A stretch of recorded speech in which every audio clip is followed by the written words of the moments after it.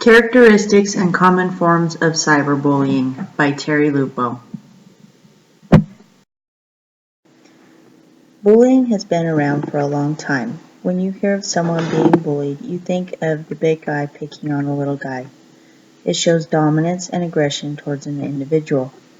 It is common on the playground, on the bus ride home, or at work. Bullying is verbal or physical abuse towards another individual. In the present time, there is a new type of bullying that is much worse, cyberbullying. This new type of bullying is now more common because most people have a computer, cell phone, or tablets. The majority of people are connected in some way digitally by chat rooms, game rooms, social media, texting, and emails. According to the New York Division of Criminal Justice, technology allows for continuous harassment. The victims can no longer walk away like they can with bullying. There is no getting away from it, and it can be spread to thousands instead of just face-to-face. Cyberbullying is also more popular because it is anonymous. The bully can hide behind the screen. This makes it easier for anyone to be a bully. According to Violence Prevention Works website, there are different characteristics of traditional bullying and cyberbullying. First is anonymity. Traditional bullies usually have witnesses. Bullying was done face-to-face or over the phone, but you knew who the bully was. Cyberbullying gives you anonymity.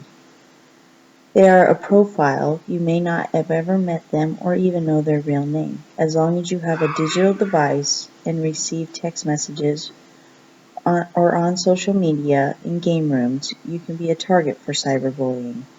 Next is accessibility. Cyberbullies can attack anywhere, anytime, as long as you have a digital device. Next is punitive fears. Victims do not report cyberbullying for fear of digital privileges being taken away. Next is the bystander. Traditional bullies often had witnesses. Cyberbullies can have bystanders in the millions because oftentimes the messages can be shared to friends who share repeatedly. These can be images or negative comments. And next, you have disinhibition. Being anonymous can lead people and children to behave how they may not normally behave. This is the reason some individuals cyberbully.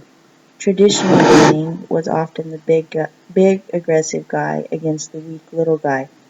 Cyberbullying can now be reversed because the little guy is behind a profile being the aggressor. Cyberbullying can take many forms, but there are 6 that are the most common. Number 1 is harassment. These are often offensive and rude messages, and they are sent frequently. Next is denigration. Sharing information that is false about someone, altering photographs, and posting it to web pages, text messages, and emails. Third is flaming. This is sending angry and vulgar messages, or oftentimes called online fighting. Number 4 is impersonation. This is hacking into someone else's social media accounts or emails and sending vicious messages from that account. Number 5 is trickery and outing. Sharing information that may be personal and embarrassing to others and or tricking someone to reveal information and then sharing that with others. And 6 is cyberstalking. These are repeated messages being sent of threats to harm or harass someone that makes them fear for their safety. In some forms, this can be illegal.